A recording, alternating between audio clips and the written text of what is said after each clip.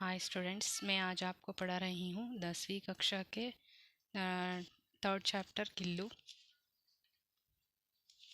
पहले इस पाठ से पहले हम महादेवी वर्मा लेखक के बारे में देखें। लेखक का परिचय ध्यान से सुनो।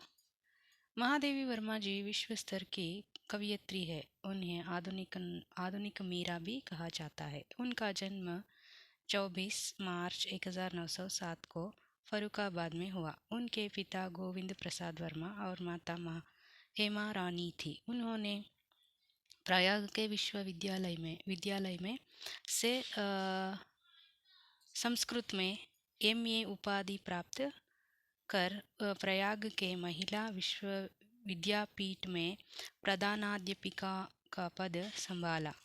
महादेवी वर्मा जी ने गद्य और पद्य दोनों की रचना की है। इनकी प्रमुख रचनाएं हैं यामा, सांध्या गीत, दीपशिखा, नीरजा निहारा और अतीत के चलचित्र, स्मृति की रेखाएं, पथ के साथी, मेरा परिवार, श्रृंखला की खड़िया आदि।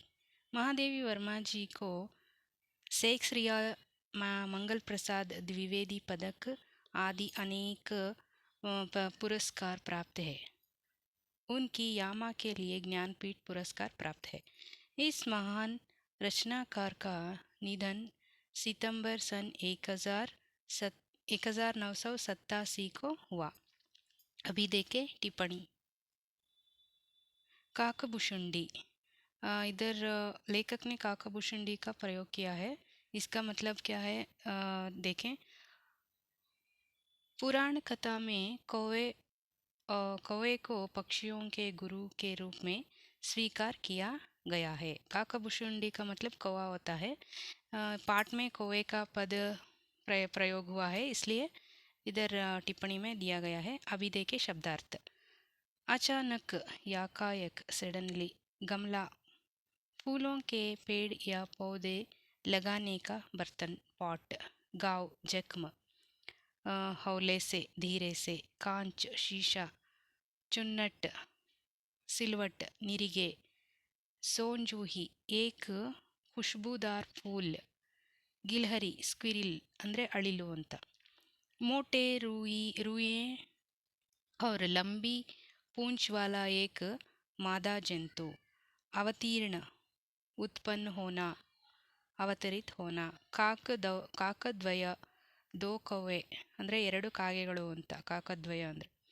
चोंच, पक्षियों के मुख का अग्रभाग ಅಂದರೆ ಕೊಕ್ಕು, बीक ಅಂತ. मरहम, औषधि का लेप, जब्बेदार गुच्छे जैसी. ಡಲಿಯಾ, ಚೋಟಿ ಟೋಕ್ರಿ ಅಂದರೆ ಚಿಕ್ಕದಾದಂಥ ಒಂದು ಬುಟ್ಟಿ, ಡಲಿಯಾ ಅಂದರೆ. ಮಣಿಕೆ ಮಣಿ. ಗಾತ್, ಶರೀರ್ ಅಂದರೆ ಬಾಡಿ, ದೇಹ. कीले, लोह या काट की खूंटी. बरामदा, घर के बाहर का भाग ಅಂದರೆ ಅಂಗಳ ಅಂತ. सुराही, हूजी, पानी रखने का बर्तन.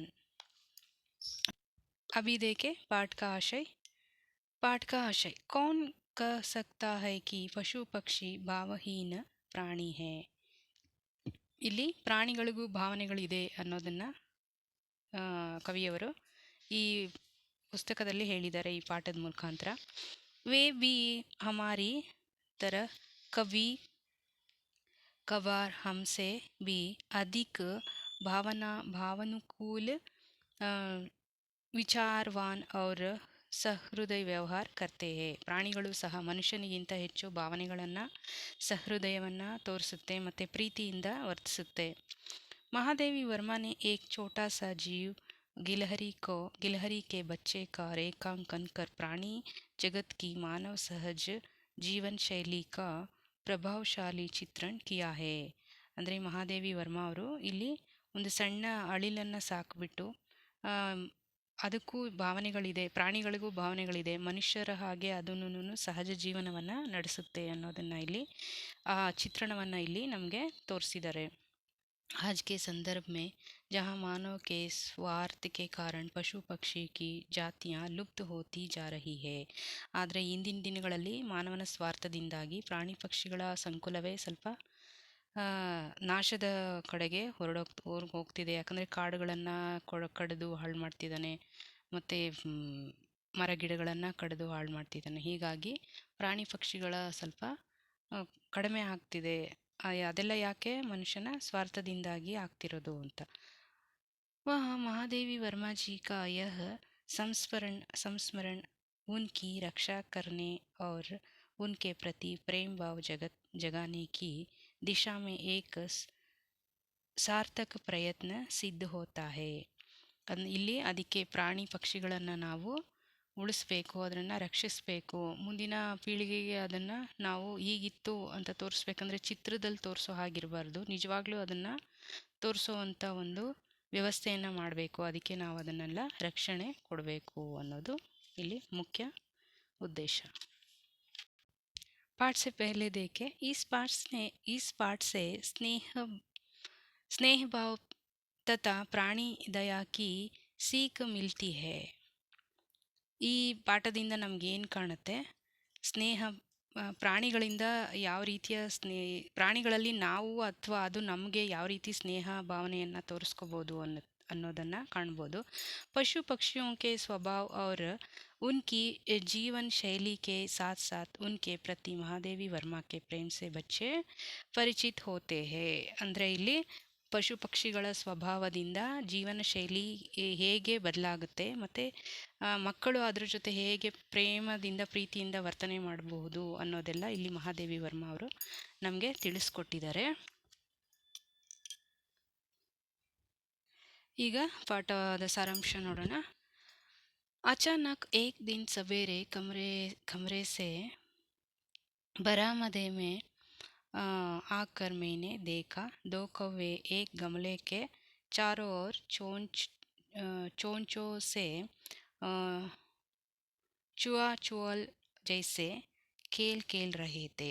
ಒಂದಿನ ಲೇಖಕರು ಏನು ಮಾಡ್ತಾರೆ, ಮನೆ ಒಳಗಡೆಯಿಂದ ಅಂಗಳಕ್ಕೆ ಬಂದು ನೋಡ್ತಾರೆ.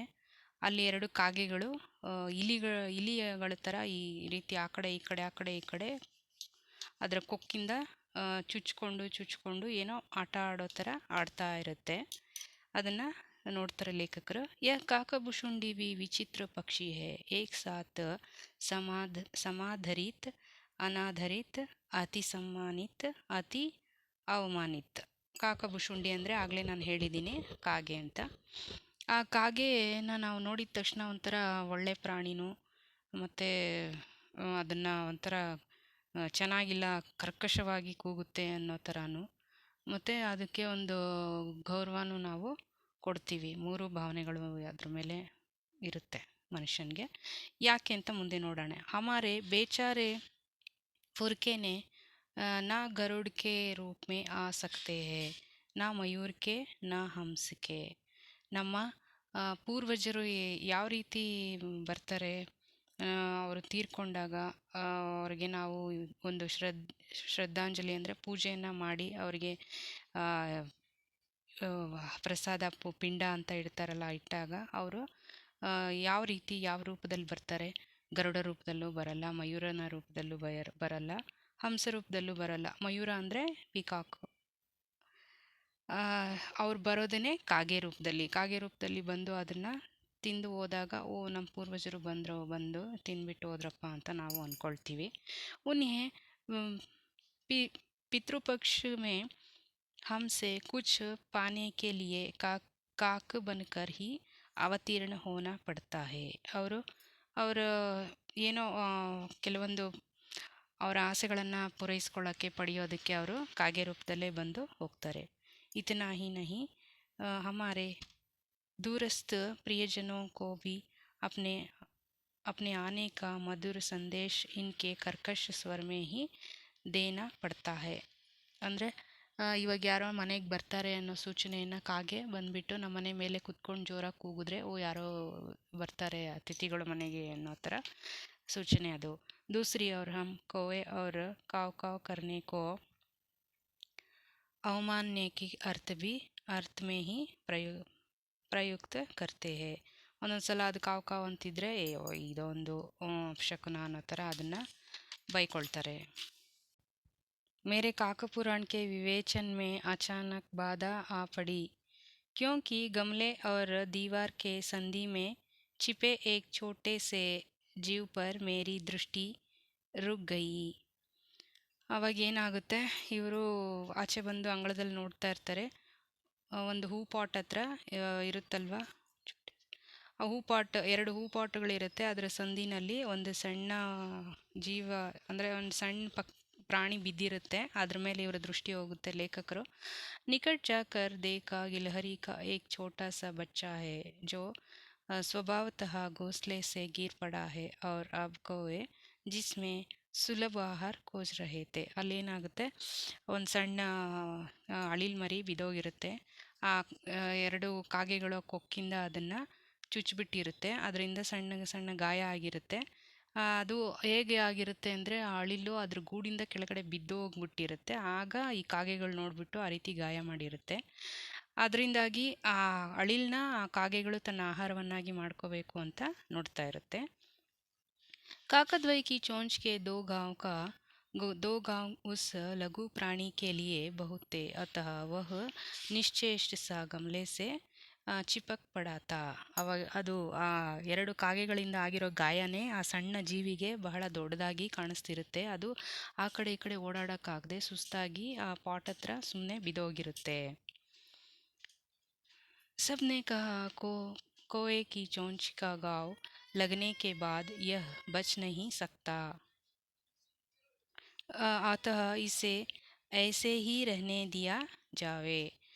ಇನ್ನು ಇಷ್ಟು ಗಾಯ ಆಗೋಗಿದೆ, ಇದು ಬದುಕೋದಿಲ್ಲ, ಹೀಗೆ ಬಿಟ್ಬಿಡಿ ಇದನ್ನು ಅಂತ ಹೇಳಿದಾಗ, ಪರಂತು ಮನ್ ನಹಿ ಮಾನ ಉಸ್ಸೆ ಹೌಲೆ ಸೆ ಉಠಾಕರ್ ಅಪ್ನೆ ಕಮರೆ ಮೇ ಲಾಯಿ. ಆದರೆ ಲೇಖಕರು ಆ ರೀತಿ ಹೇಳಿದ್ದನ್ನು ಬೇರೆಯವ್ರು ಹೇಳ್ತಾರೆ, ಹಂಗೆ ಅಕ್ಕಪಕ್ಕದವರು, ಅವ್ರು ಆ ಥರ ಮಾಡಲ್ಲ. ಇವ್ರ ಮನ್ಸು ಕೇಳಲ್ಲ. ಅದನ್ನು ತಗೊಂಡು ನಿಧಾನಕ್ಕೆ ಅವ್ರ ಮನೆ ಒಳಗಡೆ ಹೋಗ್ತಾರೆ.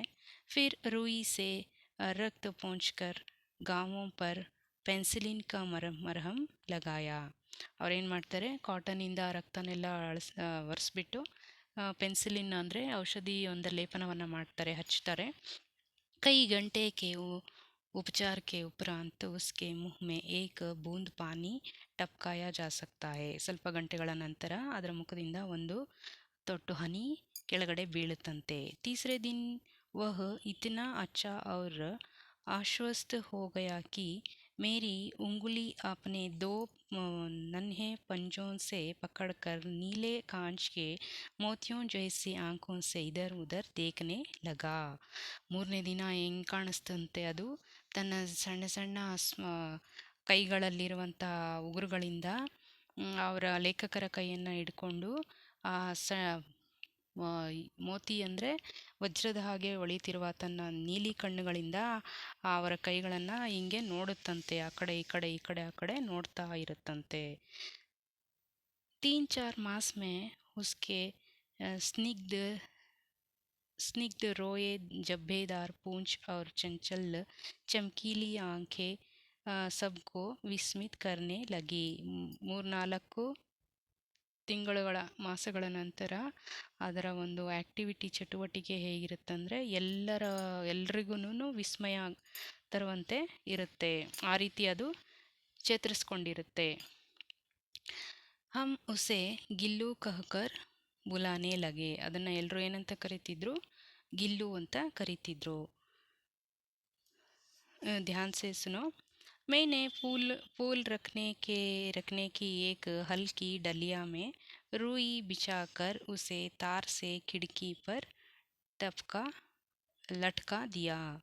ಅವ್ರೇನು ಮಾಡ್ತಾರಂತೆ, ಒಂದು ಸಣ್ಣ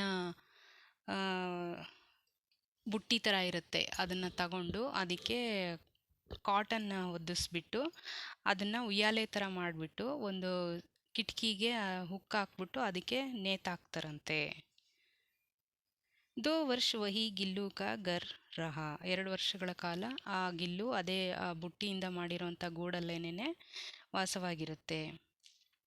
ವಹ ಸ್ವಯಂ ಹಿಲಾಕರ್ ಅಪ್ನೆ ಘರ್ ಮೇ झूलता और अपनी कांच के मनकों से आंखों से कमरे के भीतर और खिड़की खिड़की से बाहर न जाने क्या देखता समझता रहता था.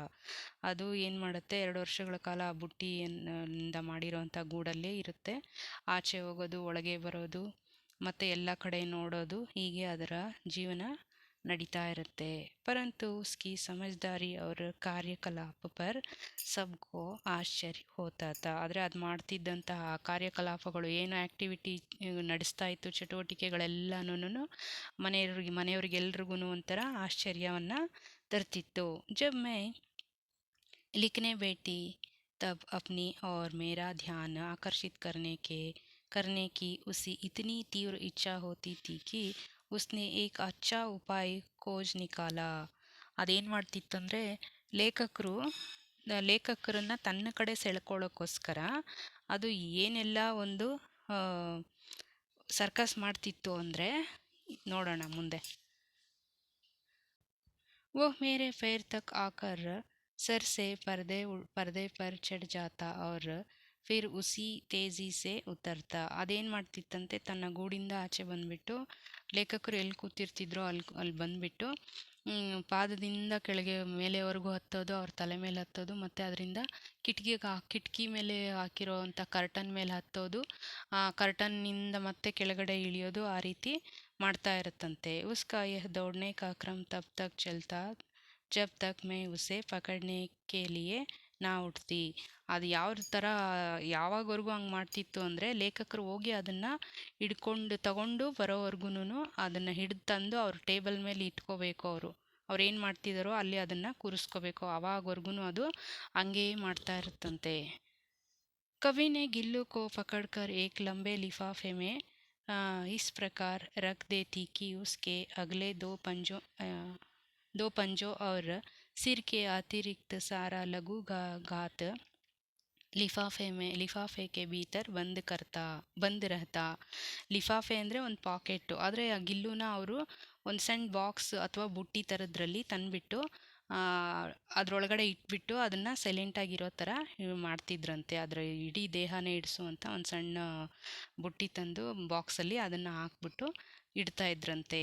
ಈಸ್ अद्भुत स्थिति में कभी कभी घंटों मेज पर दीवार के सहारे खड़ा रहकर वह अपने चमकीली आंखों से सारे मेरा ಕಾರ್ಯಕಲಾಪ ದೇಖ ಕರ್ತಾ. ಈ ರೀತಿ ಅದನ್ನು ಆ ರೀತಿ ಒಂದು ಲಿಫಾಫೆನಲ್ಲಿ ಹಾಕಿಟ್ರೆ ಅದು ಎಲ್ಲ ಅದರ ಸಣ್ಣ ಸಣ್ಣ ಉಗುರುಗಳಿಂದ ಅದು ಆಟಾಡಿಕೊಂಡು ಅಲ್ಲಿಂದಾನೇ ಗೋಡೆಯ ಸಹಾಯದಿಂದ ಗಂಟೆಗಟ್ಟಲೆ ಅಲ್ಲೇ ಇದ್ದು ಆ ಲೇಖಕರು ಮಾಡ್ತಿದ್ದಂಥ ಎಲ್ಲ ಕಾರ್ಯಕಲಾಪಗಳನ್ನು ಅದು ನೋಡಿಕೊಂಡು ಸೈಲೆಂಟಾಗಿ ಗಂಟೆಗಟ್ಟಲೆ ಸುಮ್ಮನೆ ಕೂತಿರ್ತಿತ್ತಂತೆ. भूख लगने पर चिक चिक करके मैं मानो वह मुझे सूचना देता और काजू या बिस्कुट मिल जाने पर उसी स्थिति में लिफाफे से बाहर वाले पंजों से पकड़कर उसे ಕುತರ್ತಾ ರಹತಾ. ಅದಕ್ಕೆ ಹೊಟ್ಟೆ ಹಶ್ವಾದ್ರೆ ಏನು ಮಾಡುತ್ತಂತೆ, ಚಿಕ್ ಚಿಕ್ ಚಿಕ್ ಚಿಕ್ ಅಂತ ಸೌಂಡ್ ಮಾಡ್ತಿತ್ತಂತೆ. ಆಗ ಅವರು ಅದಕ್ಕೆ ಗೋಡಂಬಿ ಅಥವಾ ಬಿಸ್ಕೆಟ್ ಏನಾದರೂ ತಂದು ಕೊಟ್ಟರೆ ಆ ಲಿಫಾಫೆಯಿಂದನೇ ಅದು ತನ್ನ ಉಗುರುಗಳಲ್ಲಿ ತಗೊಂಡು ಬಾಯಲ್ಲಿಟ್ಕೊಂಡು ಕಚ್ಕೊಂಡು ತಿಂತಿತ್ತಂತೆ. ಫಿರ್ ಗಿಲ್ಲು ಕೆ ಜೀವನ್ ಕಾ ಪ್ರಥಮ ವಸಂತ ಆಯಾ. ಈಗ ಅದರ ಜೀವನದಲ್ಲಿ ಮೊದಲ ವಸಂತ ಋತು ಬಂದಿರುತ್ತಂತೆ. ಬಾಹರ್ ಕಿ ಗಿಲಹರಿಯಾ ಖಿಡ್ಕಿ ಕಿ ಜಾಲಿ ಕೆ ಪಾಸ್ ಆಕರ್ ಚಿಕ್ ಚಿಕ್ ಕರ್ಕೆ ನ ಜಾನೆ ಕ್ಯಾ ಕಹನೆ ಲಗಿ. ಆದರೆ ಇಲ್ಲಿ ಕಿಟಕಿ ಹತ್ರ ಈ ಒಂದು ಅಳಿಲನ್ನು ಹಾಕಿರೋದು ನೋಡಿ ಹೊರಗಡೆ ಬೇರೆ ಅಳಿಲುಗಳೆಲ್ಲ ಒಂದು ಗುಂಪು ಕಟ್ಕೊಂಡು ಬಂದು ಇದಕ್ಕೆ ಕಾಣೋ ಹಾಗೆ ಇದನ್ನು ಕರಿಯೋ ಥರ ಅದು ಎಲ್ಲಾನು ಚಿಕ್ಕ ಚಿಕ್ಕ ಅಂತ ಸೌಂಡ್ ಮಾಡ್ತಿರುತ್ತಂತೆ. ಆವಾಗ ಅದ್ರ ಭಾಷೆ ಅದುಗಳಿಗೆ ಗೊತ್ತಾಗ್ತಿತ್ತಂತೆ. ಗಿಲ್ಲು ಕೋ ಜಾಲಿ ಕೆ ಪಾಸ್ बैठकर अपनेपन से बाहर झांकते देखकर मुझे लगा कि ಇಸೆ ಮುಕ್ತ ಕರ್ನ ಅವಶ್ಯಕ ಹೇ. ಆವಾಗ ಗಿಲ್ಲು ಏನು ಮಾಡುತ್ತಂತೆ, ಅಲ್ಲಿ ಕಿಟಕಿ ಹತ್ರ ಒಂದು ಬಲೆಯನ್ನು ಹಾಕಿ ಮೆಶ್ ಥರ ಹಾಕಿರ್ತಾರೆ, ಅಲ್ಲಿ ನಿಂತ್ಕೊಂಡು ಅದನ್ನು ಏನೋ ಸನ್ನೆ ಮಾಡುತ್ತೆ. ಆವಾಗ ಇವ್ರಿಗೆ ಗೊತ್ತಾಗುತ್ತಂತೆ ಲೇಖಕರಿಗೆ, ಇದನ್ನು ಹೊರಗಡೆ ಬಿಡಬೇಕು ಸ್ವಲ್ಪ ಹೊತ್ತು ಅಂತ ಅನಿಸುತ್ತಂತೆ. ಮೇನೆ ಕೀಲೆ निकाल कर जाली का एक खोल दिया और इस मार्ग से ಗಿಲ್ಲು ने बाहर जाने पर सचमुच ही मुक्त की ಸಾನ್ಸ್ ಲಿ. ಅವಾಗ ಏನು ಮಾಡ್ತಾರಂತೆ ಲೇಖಕರು, ಆ ಮೆಶ್, ಆ ಕಿಟಕಿಯ ಮೆಶ್ಶಲ್ಲಿ ಯಾವುದೋ ಒಂದು ಸಣ್ಣ ಮೂಲೆಯಲ್ಲಿ ಆ ಗಿಲ್ಲು ಆ ಅಳಿಲು ಆಚೆ ಹೋಗುವಷ್ಟು ಸಣ್ಣದಾಗಿ ರಂಧ್ರವನ್ನು ಮಾಡ್ತಾರಂತೆ. ಆವಾಗ ಅದು ಹೊರಗಡೆ ಹೋಗಿ ಆಟ ಆಡೋದು ಎಲ್ಲ ಮಾಡೋಕ್ಕೆ, ಅದು ಹೊರಗಡೆ ಹೋಗೋಕ್ಕೆ ಒಂಥರ ಈಸಿ ಆಗುತ್ತೆ. ಆವಾಗ ಅದಕ್ಕೆ ತುಂಬ ಖುಷಿ ಆಗುತ್ತಂತೆ. इतनी छोटी जीव को घर में फले कुत्ते बिल्लियों से ಬಚಾನಾ ಬಿ ಏಕ್ ಸಮಸ್ಯಾ ಹೀತ. ಆದರೆ ಇಷ್ಟು ಚಿಕ್ಕ ಪ್ರಾಣಿಯನ್ನು ಮನೆಯಲ್ಲಿ ಸಾಕಿರುವಂಥ ನಾಯಿ ಮತ್ತು ಬೆಕ್ಕು ಇದುಗಳಿಂದ ರಕ್ಷಣೆ ಕೊಟ್ಟು ಸಾಕೋದು ತುಂಬ ಸಮಸ್ಯೆಯ ಮತ್ತು ಕಷ್ಟಕರವಾದ ವಿಷಯ ಆಗಿತ್ತು. ಮೇರೆ ಕಮರೆ ಸೆ ಬಾಹರ್ ಜಾನೆ ಪರ್ ವಹ್ ಭಿ खिड़की की खुली जाली की राह बाहर चला जाता और दिन भर गिलहरियों के झुंड का नेता बना हर डाल पर उछलता कूदता रहता और ठीक 4 बजे वह खिड़की से भीतर आकर अपने झूले में झूलने लगता. ಏನು ಮಾಡುತ್ತಂತೆ, ಆ ಮೆಷಲ್ಲಿ ಮಾಡಿರುವಂಥ ರಂಧ್ರದ ಮುಖಾಂತರ ಅದು ಹೊರಗಡೆ ಹೋಗ್ಬಿಟ್ಟು ಬೇರೆ ಎಲ್ಲ ಅಳಿಲುಗಳ ಜೊತೆ ಆಟ ಆಡಿಕೊಂಡು, ಆ ಅಳಿಲುಗಳಿಗೆ ಇದೇನೇ ಲೀಡರ್ ಅಂದರೆ ಕ್ಯಾಪ್ಟನು, ನೇತ, ಆ ಥರ ಅದು ಅವ್ರಗಳ ಜೊತೆ ಎಲ್ಲ ಸೇರಿಕೊಂಡು ರೆಂಬೆಯಿಂದ ರೆಂಬೆಗೆ ಜಂಪ್ ಮಾಡೋದು ಮತ್ತು ಕುಣಿದಾಡೋ ಥರ, ಅದು ಅಂದರೆ ಅದಕ್ಕೆ ಆಟ ಆಡೋದು. ಅದು ಬೇರೆ ಎಲ್ಲ ಕಡೆ ಜಂಪ್ ಮಾಡಿಕೊಂಡು ಎಲ್ಲ ಕಡೆ ಓಡಾಡಿಕೊಂಡು ಎಲ್ಲ ಅಳಿಲ್ ಜೊತೆ ಖುಷಿಯಿಂದ ಕಾಲ ಕಳ್ಕೊಂಡು ಅದು ಕರೆಕ್ಟಾಗಿ 4 ಗಂಟೆಗೆ ಮತ್ತೆ ಅದೇ ವಾಪಸ್ಸು ಬಂದು ಅದರ ಗೂಡಲ್ಲಿ ಸೇರ್ಕೊಂಡ್ಬಿಡ್ತಿತ್ತಂತೆ. मुझे चौंकाने की इच्छा उसमें न जाने कब और कैसे उत्पन्न हो गई थी. कभी कभी फूलदाने फूलों में छिप जाता, कभी पर्दे की चुन्नट में और कभी ಸೋಂಜುಹಿ ಕಿ ಪತ್ತಿಯೋ ಮೇ. ಅದೇ ಆದರೆ ಅದು ಯಾವಾಗ್ಲೂ ಮನೆ ಒಳಗಡೆ ಯಾವ ರೀತಿ ಇರ್ತಿತ್ತಂತೆ, ಅಲ್ಲಿ ಹೂದಾನಿ ಅಂದರೆ ಈ ಫ್ಲವರ್ ವಾಸ್ ಇರುತ್ತಲ್ಲ, ಅಲ್ಲಿ ಅಲ್ಲಿ ಹೋಗ್ಬಿಟ್ಟು ಕೂತ್ಕೊಂಡು ಮಲ್ಕೊಂಡಿರೋದು, ಮತ್ತು ಈ ಪಾಟ್ಗಳ ಹತ್ರ ಹೋಗಿ ಆಟ ಆಡೋದು, ಈ ರೀತಿ ಆ ಪಾಟಲ್ಲಿರೋಂಥ ಎಲೆಗಳ ಮಧ್ಯೆ ಹೋಗಿ ಮುಚ್ಚಿಟ್ಕೊಳ್ಳೋದು, ಈ ರೀತಿ ಅದು ಮಾಡ್ತಿರುತ್ತಂತೆ. मेरे पास बहुत से पशु पक्षी है और उनका मुझसे लगाव भी कम नहीं. ಅವ್ರ ಹತ್ರ ಬರೀ ಇದೊಂದು ಅಳಿಲು ಅಷ್ಟೇ ಅಲ್ಲ, ಎಷ್ಟೊಂದು ಪಶು ಪಕ್ಷಿಗಳನ್ನು ಕೂಡ ಅವರು ಸಾಕಿರ್ತಾರಂತೆ. ಅದುಗಳ ಜೊತೆನೂ ಸಹ ಇವರು ಆ ಪ್ರಾಣಿ ಪಕ್ಷಿಗಳ ಜೊತೆನೂ ಸಹ ಇವರು ತುಂಬ ಪ್ರೀತಿಯಿಂದ ಪ್ರೇಮದಿಂದ ಇರ್ತಾರಂತೆ. ಪರಂತು ಉನ್ಮೆ ಸೆ ಕಿಸಿ ಕೋ ಮೇರೆ ಸಾತ್ मेरी थाली में खाने का हिम्मत हुई है ऐसा मुझे ಸ್ಮರಣ ನಹಿ ಆತಾ.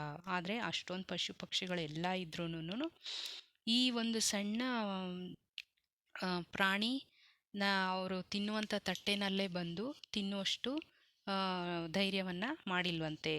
ಇದು ಅಷ್ಟು ಧೈರ್ಯವಾಗಿ ಬಂದು ಲೇಖಕರು ಊಟ ಮಾಡ್ತಿದ್ದಂಥ ತಟ್ಟೆಯಲ್ಲೇ ಕೂತ್ಕೊಂಡು ತಿನ್ನುತ್ತಂತೆ. ಗಿಲ್ಲು ಇನ್ಮೆ ಅಪವಾದ ಹೇ, ಅಂದರೆ ಇವ್ರ ಪ್ರಕಾರ ನೋಡು ಇದು ಬಂದು ನನ್ನ ತಟ್ಟೆನಲ್ಲಿ ತಿಂತಾ ಇದೆ ಅನ್ನುವಂಥ ಅಪವಾದ ಅದಕ್ಕೆ ಇರುತ್ತೆ. ಮೇ ಜೈಸಿ ಹಿ ಖಾನೆ ಕೆ ಕಮರೆ ಮೇ ಪಹುಂಚ್ತಿ वह खिड़की से निकलकर आंगन की दीवार बरामदा पार करके मेज पर पहुंच जाता और मेरी थाली में बैठ जाना चाहता. ಅದೇನು ಮಾಡುತ್ತಂತೆ, ಎಲ್ಲ ಇವರು ಎಲ್ಲಿ ಕೂತಿರ್ತಾರೋ ಡೈನಿಂಗ್ ಹಾಲಲ್ಲಿ ಬರೋಕ್ಕೋಸ್ಕರ ಅದು ಅಂಗಳವನ್ನು ದಾಟಿಕೊಂಡು ಎಲ್ಲ ಅಲ್ಲಿಂದ ಓಡಾಡಿಕೊಂಡು ಅಲ್ಲಿ ಅಂದರೆ ಅಷ್ಟು ಸಣ್ಣ ಜೀವಿ ಇಡೀ ಅಂಗಳವನ್ನೆಲ್ಲ ದಾಟಿಕೊಂಡು ಆ ಕಮರೆ ಒಳಗಡೆ ಬಂದು ಆ ರೂಮಲ್ಲಿ ಡೈನಿಂಗ್ ಹಾಲ್ ಹತ್ರ ಬಂದುಬಿಟ್ಟು ಇವ್ರ ತಟ್ಟೆ ಹತ್ರ ಅದು ಕೂತ್ಕೊಳ್ಳುತ್ತಂತೆ. ಬಡಿ ಕಠಿನಾಯಿ ಸೆ ಮೇನೆ ಉಸೆ ತಾಲಿ ಕೆ ಪಾಸ್ बैठना ಸಿಖಾಯಾ. ಲೇಖಕರು ಸಹ ಅದು ಅವರ ತಟ್ಟೆ ಹತ್ರ ಬಂದು ಕೂತ್ಕೊಳ್ಳೋ ಥರ ಮಾಡೋಕ್ಕೆ ಬಹಳ ಕಠಿಣ ಪರಿಶ್ರಮವನ್ನು ಪಟ್ಟಿರ್ತಾರೆ.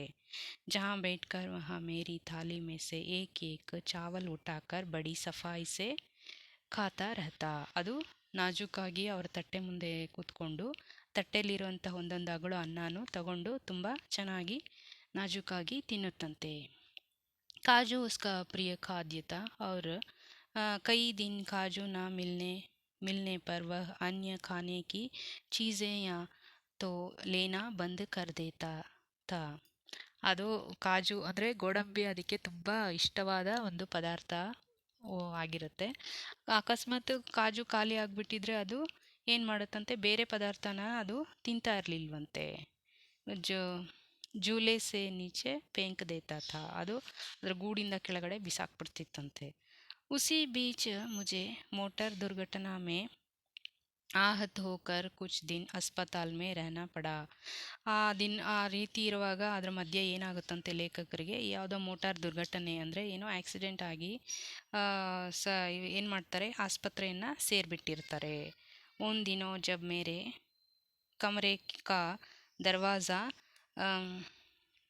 खोला जाता, गिल्लू अपने झूले से उतरकर दौड़ता और फिर किसी दूसरे को देखकर तेजी से अपने घोंसले में जा बैठता. ಅದೇನು ಮಾಡುತ್ತಂತೆ, ಇವರು ಆಸ್ಪತ್ರೆಯಿಂದ ವಾಪಸ್ ಬಂದಾಗ ಅವರನ್ನು ನೋಡೋಕ್ಕೆ ಎಲ್ಲ ನೆಂಟರುಗಳು ಅವರೆಲ್ಲ ಬರ್ತಾ ಹೋಗ್ತಾ ಇರ್ತಾರೆ.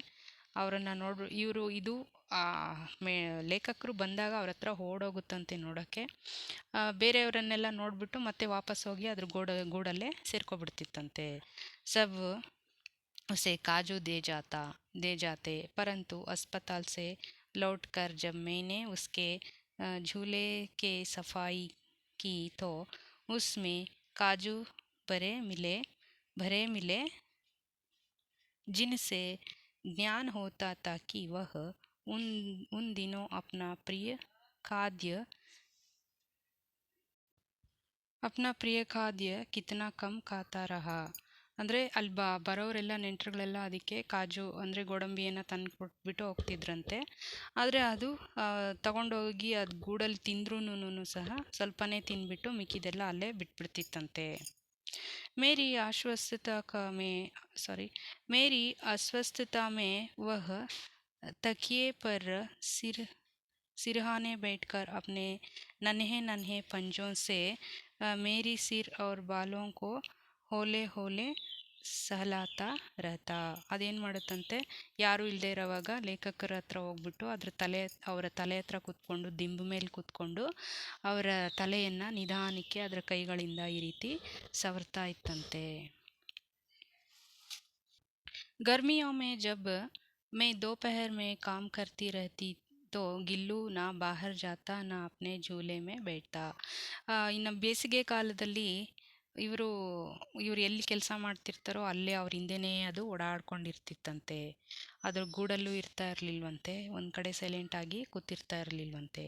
ವಹ ಮೇರೆ ಪಾಸ್ ರಖಿ ಸುರಾಹಿ ಪರ್ लेट जाता और इस प्रकार समीप भी रहता और ठंडक में भी रहता. ಅವರಿರೋವಂಥ ಜಾಗದಲ್ಲೇ ಹೋಗಿ ಇರೋದು, ಕೂತ್ಕೊಳ್ಳೋದು. ಮತ್ತು ಹೇಳಿದ್ನಲ್ಲ ಆಗಲೇ ಫ್ಲವರ್ ವಾಸ್ ಇಟ್ಟಿರ್ತಾರಂತೆ ಅಲ್ಲಿ, ಅದ್ರ ಹತ್ರ ಹೋಗ್ಬಿಟ್ಟು ಆ ತಣ್ಣಗಿರುತ್ತಲ್ಲ ನೀರು, ವಾಸ್ ಒಳಗೆ ನೀರು, ಅದರ ಪಕ್ಕ ಮಲ್ಕೊಂಡು ಇರ್ತಿತ್ತಂತೆ. ಗಿಲ್ಹರಿಯೋं के जीवन की अवधि 2 वर्ष से अधिक नहीं होती. ಈ ಅಳಿಲುಗಳ ಜೀವನಾವಧಿ ಎಷ್ಟು, 2 ವರ್ಷ, ಅದಕ್ಕಿಂತ ಹೆಚ್ಚಲ್ವಂತೆ. ಅತಃ ಗಿಲ್ಲು ಕಿ ಜೀವನ್ ಯಾತ್ರಾ ಕಾ ಅಂತ್ ಆಹಿ ಗಯಾ. ಈಗ ಆ ಅಳಿಲಿನ ಜೀವನದ ಅಂತ್ಯ ಬಂದಿರುತ್ತೆ. ದಿನ್ ಭರ್ ಉಸ್ನೆ ನಾ ಕುಚ್ ಖಾಯಾ ನಾ ವಹ ಬಾಹರ್ ಗಯಾ. ಒಂದು ದಿನ ಅದು ಏನು ತಿಂತಾ ಇರಲಿಲ್ವಂತೆ, ಮತ್ತು ಏನು ಕುಡಿತಾನೂ ಇರಲಿಲ್ಲ, ಓಡಾಡ್ತಾನೂ ಇರಲಿಲ್ಲ, ಆಚೆನೂ ಬರ್ತಾ ಇರಲಿಲ್ವಂತೆ. ಪಂಜೆ ಇತ್ನೆ ठंडे हो रहे थे कि मैंने ಜಾಗ ಕರ್ ಹೀಟರ್ ಲಗಾಯ. ಅದ್ರ ಕೈಗಳೆಲ್ಲ ಉಗುರುಗಳೆಲ್ಲ ತಣ್ಣಗಾಗೋಗ್ಬಿಟ್ಟಿರುತ್ತಂತೆ. ಅವ್ರೇನು ಮಾಡ್ತಾರಂತೆ, ಅದೇನು ತಗೊಂಡೋಗಿ ಹೀಟ್ರ್ ಹತ್ರ ಇಡ್ತಾರಂತೆ. ಅವರು ಉಸೆ ಉಷ್ಣತಾ ದೇನೆ ಕಾ ಪ್ರಯತ್ನ ಕಿಯ, ಅದಕ್ಕೆ ಉಷ್ಣತೆಯನ್ನು ಕೊಡ್ತಾರೆ. ಪರಂತು